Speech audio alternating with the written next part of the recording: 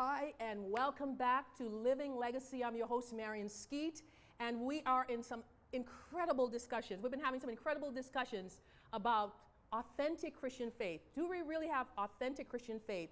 Wherein we're speaking to a diverse group of people in their 20s and 30s, and we believe that this group's helping to define what the Christian faith is all about, or maybe destroy it. But we're involved in some pretty interesting discussions. I'm particularly excited about this discussion because this discussion is about sexuality. And I see a lot of you saying, all right, turn it up. You want to hear what this is about. Now, the idea is that God created human beings and he's put them in relationship. And one of the relationship is between a man and a woman. And sexuality is a part of that relationship.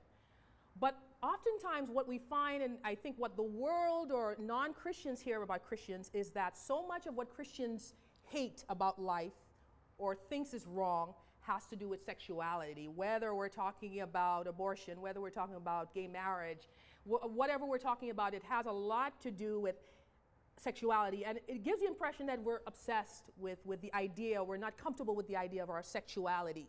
So let's talk a little bit about that. What are the boundaries of sexuality, and is sexuality something to be enjoyed? And because it doesn't give the impression, I think, oftentimes as Christians, that it's something that we actually enjoy, as something that God has ordained, actually. It's God's idea. Hello, world, God's idea. He's the one who created it. So let's talk about a little bit about that, about sexuality and how Christians look at it.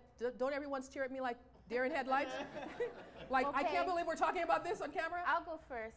Go right ahead. I'm a single lady, so yes. I'm not having sex. I don't Woo! do that. But my sexuality is a part of who I am. Yeah. And I get very frustrated with the church because they don't seem to know what to do with single women or single people. Amen, sister.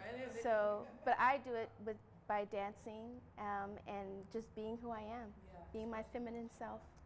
Wonderful. That's a good point. What do we all think? I think that is one of the problems with the church, like you said, just addressing that, being a single person. I am married, but when I was single, it's almost like, hey, be careful. I don't spend too much time with that girl, and it's all like, oh, I think I'm supposed to spend time with her because I like her, And so I think exactly. Hello. I think we just need to do a better job of addressing that. There's a lot of pain and hurt that can come from a relationship if you're not ready for it. Okay. Hollywood gives us the impression you never see anyone get pregnant out of wedlock necessarily. Gives the impression that wow, there's no responsibility for sexuality. You jump in bed with anyone you like and that kind of thing, and they go off and they live happily ever after. But what is the reality? And you talked about consequences. What is the reality of sexuality, misguided sexuality? Well, you said it right now. Yeah. The church is allowing Hollywood to educate our children. Good point. Okay. We will teach our children how to tithe. We'll teach them the 10 Commandments through Sunday school. But we should implement in our curriculum sexuality, because if not, we're allowing Hollywood. All of a sudden, we see little Joe, and I hope there's no little Joe here, but we see a young person growing within the church, etc. And within a month, their life has totally changed, and they're out of control, and their sexuality is being expressed in a way that is not okay with the church. But really, did we take the time to educate that child? And when you're saying educate, you bring up an excellent point. You don't mean just say don't do it, because I think that's the problem. I think our education goes as far as don't do it, and so we create this notion that once we get married, we get an opportunity to do it, and then we go into marriage with the wrong ideas to what marriage is about. And I think as Christians, we have that issue because we have not understood sexuality in the broadest sense and healthy sense. Many Christians. Marianne, I know I already spoke, but my father walked into my bedroom the other day and he said, I see that we have programs for everything. We have programs for rehabilitation, at-risk, high-risk youth, academic development. And he said, can you tell me of a program that helps young people within the church in dealing with the issue of homosexuality, which goes hand in hand with what we're talking about right now. We're not educating, and all of a sudden when they do sprout or when they do begin to express themselves sexually, whether it's straight, bi, or what they call homosexual, we begin now to condone it, we begin to judge it. But have we taken the time? My response to my father was like, no, we don't have a program through a YMCA or a Boys and Girls Club or within a church venue where we begin to talk about and educate people about sexuality and even homosexuality. I think that the church is still in the process of understanding how sexuality is spiritual. I think when we talk about the rules and the boundaries, we're just told you can't do this, or this is the rule, but we don't understand why and how it violates the heart of God.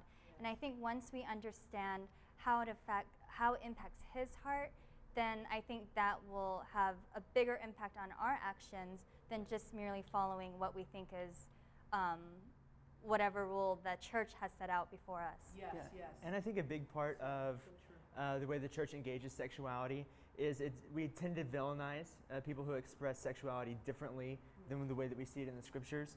And through being known for what we stand against, we forfeit the opportunity to build a relationship with those people. Very true. And it's easy to hate someone that you don't know. Right. And it's easy to be against something you don't have any experience with. You've never had a conversation with somebody to actually get the true story and their experience. Yes, yes, yes. So I think a big part of what we can do is to actually build relationships and actually be friends with people. Yes, yes. Because what I'm hearing you, Margaret, saying as well, and you're saying, David, is this idea of Christianity being a religion or a faith that really, really understands what it is to actually be in someone's shoes. You know, really, that's what Jesus really did by coming, is being in people's shoes. Because when you have a gay person in your own family, that changes the equation. It doesn't mean that you justify anything. All it means is that you understand that you walk with that person in a different way, you love him in a different way. So thank you for really helping us unpack this. I wish we had more time. This is Living Legacy, and we are in some amazing discussions. We're going to have another group come and join us, and not join us, but they're going to be on the panel. Sorry, guys, I hate that you have to leave. Yeah, I know you can sit in the back because I'm really enjoying you. But we're going to talk about some more exciting discussions about what it means to be Christian in the 21st century. I'm Marion Skeete, and join us again for Living Legacy.